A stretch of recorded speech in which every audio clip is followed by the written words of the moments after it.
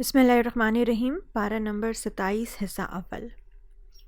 پھر وہ چپکے سے اپنے گھر والوں کے پاس گئے اور ایک موٹا سا بچڑا لے آئے اور اسے ان مہمانوں کے سامنے رکھا۔ کہنے لگے، کیا آپ لوگ کھاتے نہیں؟ اس سے ابراہیم نے ان کی طرف سے اپنے دل میں ڈر محسوس کیا۔ انہوں نے کہا، ڈریے نہیں، اور انہیں ایک لڑکے کی خوشخبری دی جو بڑا عالم ہوگا۔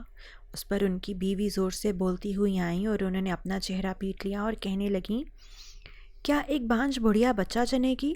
مہمانوں نے کہا، تمہارے پروردگار نے ایسا ہی فرمایا ہے۔ یقین جانو وہی ہے جو بڑی حکمت کا، بڑے علم کا مالک ہے۔ ابراہیم نے کہا، اللہ کے بھیجے ہوئے فرشتوں، تم کس مہم پر ہو؟ انہوں نے کہا، ہمیں کچھ مجرم لوگوں کے پاس بھیجا گیا ہے تاکہ ہم ان پر پکی مٹی کے پتھر برسائیں، جس پر حد سے گزرے ہوئے لوگوں کے لیے تمہارے پروردگار کے پاس سے خاص نشان بھی لگا ہوگا۔ پھر ہوا یہ کہ اس بستی میں جو کوئی مومن تھا اس کو ہم نے وہاں سے نکال لیا، اور اس میں ایک گھر کے سوا ہم نے کسی اور گھر کو مومن نہیں پایا، اور ہم نے اس بستی میں ان لوگوں کے لیے عبرت کی ایک نشانی چھوڑ دی جو دردناک عذاب سے ڈرتے ہوں۔ اور موسیٰ کے واقعے میں بھی ہم نے ایسی ہی نشانی چھوڑی تھی جب ہم نے انہیں ایک کھلی ہوئی دلیل کے ساتھ فرعون کے پاس بھیجا تھا، تو فرعون نے اپنی قوت بازو کے بل پر منہ موڑا اور کہا کہ یہ جادوگر ہے یا دیوانہ ہے۔ چنانچہ ہم نے اسے اور اس کے لشکر کو پکڑا اور سب کو سمندر میں پھینک دیا، اور وہ تھا ہی ملامت کے لائق۔ نیز قوم عاد میں بھی ہم نے ایسی ہی نشانی چھوڑی تھی جب ہم نے ان پر ایک ایسی آندھی بھیجی جو ہر بہتری سے بانجھ تھی۔ وہ جس چیز پر بھی گزرتی اسے ایسا کر چھوڑتی جیسے وہ گل کر چورا چورا ہو گئی ہو۔ اور سمود میں بھی ایسی ہی نشانی تھی۔ جب ان سے کہا گیا تھا، تھوڑے وقت تک مزے اڑا لو، پھر سیدھے نہ ہوئے تو عذاب آئے گا،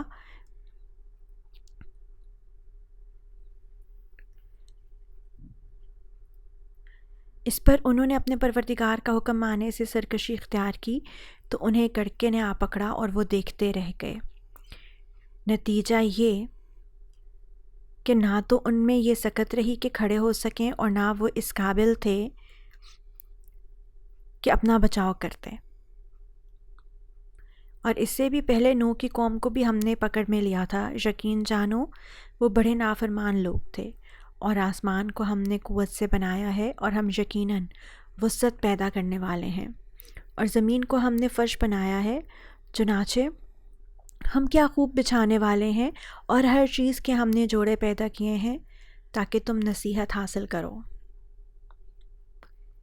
لہٰذا دوڑو اللہ کی طرف، یقین جانو میں اس کی طرف سے تمہارے لیے صاف صاف خبردار کرنے والا بن کر آیا ہوں، اور اللہ کے ساتھ کوئی اور معبود نہ بناؤ۔ یقین جانو میں اس کی طرف سے تمہارے لیے صاف صاف خبردار کرنے والا بن کر آیا ہوں۔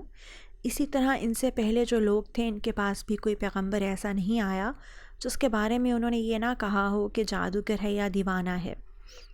کیا یہ ایک دوسرے کو اس بات کی وصیت کرتے چلے آئے ہیں؟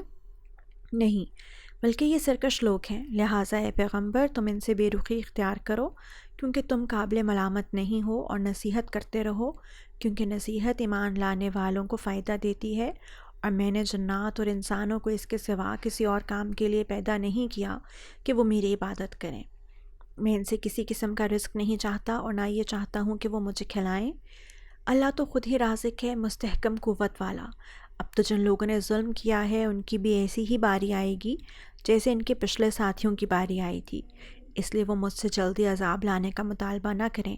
غرض جن لوگوں نے کفر اختیار کیا ہے ان کی اس دن کی وجہ سے بڑی خرابی ہوگی جس کا ان سے وعدہ کیا جا رہا ہے۔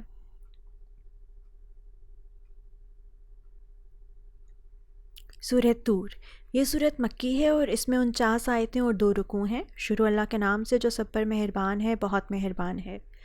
قسم ہے کوہ طور کی اور اس کتاب کی جو ایک کھلے ہوئے صحیفے میں لکھی ہوئی ہے، اور قسم ہے بیت معمور کی اور بلند کی ہوئی چھت کی اور بھرے ہوئے سمندر کی، کہ تمہارے پروردگار کا عذاب ضرور واقع ہونے والا ہے، کوئی نہیں ہے جو اسے روک سکے۔ جس دن آسمان تھر تھرا کر لرز اٹھے گا اور پہاڑ ہولناک طریقے سے چل پڑیں گے، تو اس دن بڑی خرابی ہوگی ان کی جو حق کو جھٹلاتے ہیں، جو بیہودہ باتوں میں ڈوبے ہوئے کھیل رہے ہیں۔ اس دن جب انہیں دھکے دے دے کر جہنم کی آگ کی طرف دھکیلا جائے گا کہ یہ ہے وہ آگ جس کو تم جھٹلایا کرتے تھے۔ بھلا کیا یہ جادو ہے یا تمہیں اب بھی کچھ نظر نہیں آ رہا؟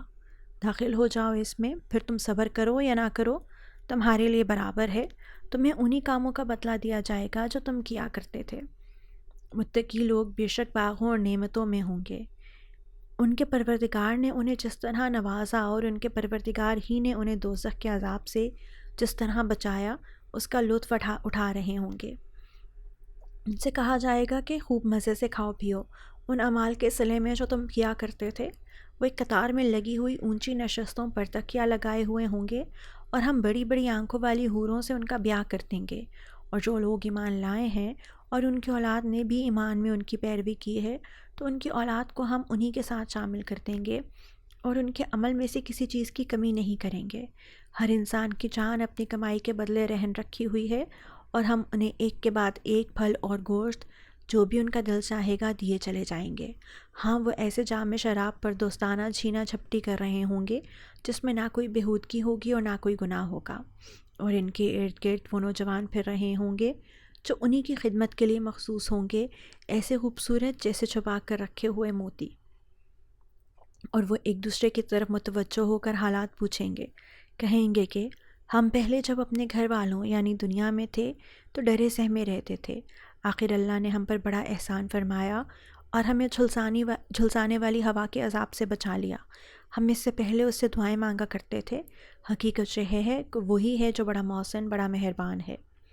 لہٰذا اے پیغمبر، تم نصیحت کرتے رہو، کیونکہ تم اپنے پروردگار کے فضل سے نہ کاہن ہو نہ مجنون۔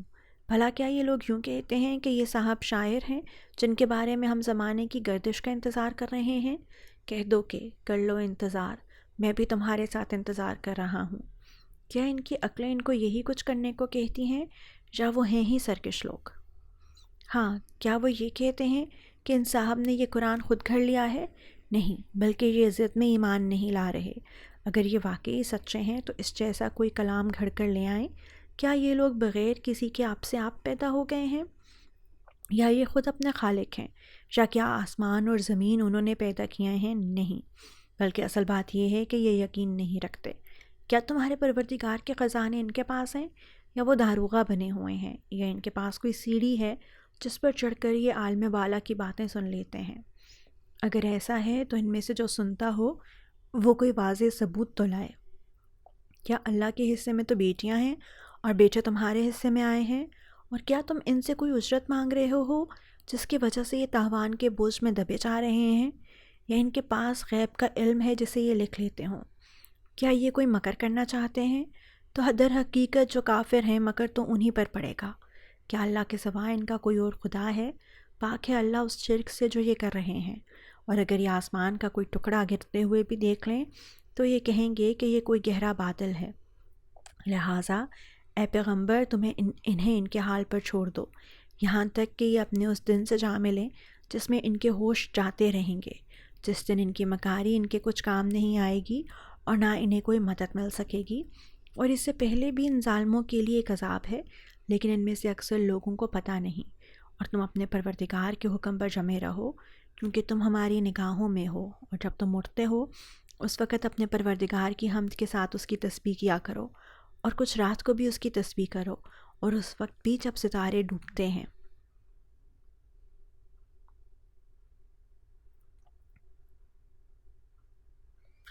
سورہ نجم، یہ صورت مکی ہے اور اس میں 62 آیتیں اور 3 رکوع ہیں۔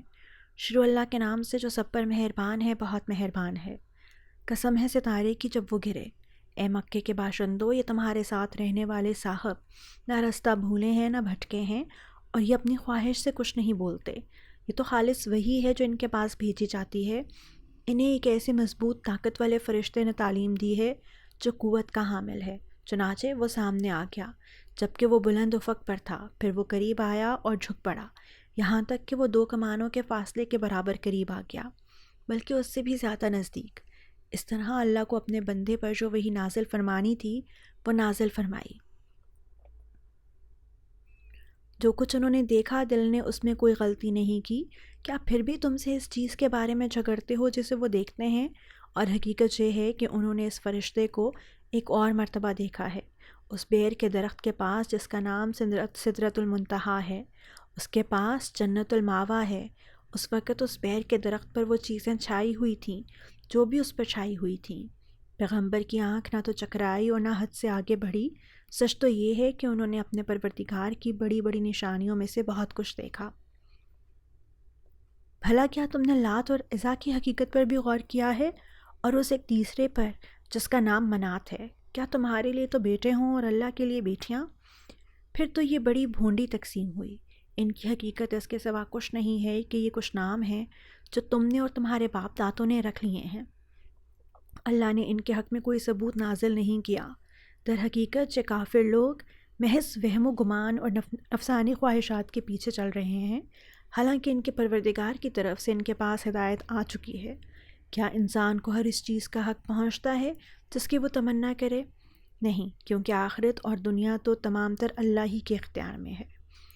اور آسمانوں میں کتنے ہی فرشتے ہیں جن کی سفارش کسی کے کچھ بھی کام نہیں آ سکتی، البتہ اس کے بعد ہی کام آ سکتی ہے کہ اللہ جس کے لیے چاہے اجازت دے دے اور اس پر راضی ہو جائے۔ جو لوگ آخرت پر ایمان نہیں رکھتے وہ فرشتوں کو زنانے ناموں سے یاد کرتے ہیں، حالانکہ انہیں اس بات کا ذرا بھی علم نہیں ہے، وہ محض وہم و گمان کے پیچھے چل رہے ہیں۔ اور حقیقت یہ ہے کہ وہم و گمان حق کے معاملے میں بالکل کارآمد نہیں۔ لہٰذا اے پیغمبر، تم ایسے آدمی کی فکر نہ کرو جس نے ہماری نصیحت سے منہ موڑ لیا ہے اور دنیوی زندگی کے سوا وہ کچھ اور چاہتا ہی نہیں۔ ایسے لوگوں کے علم کی پہنچ بس یہیں تک ہے۔ تمہارا پروردگار ہی خوب جانتا ہے کہ کون اس کے راستے سے بھٹک چکا ہے، اور وہی خوب جانتا ہے کہ کون راہ پا گیا ہے۔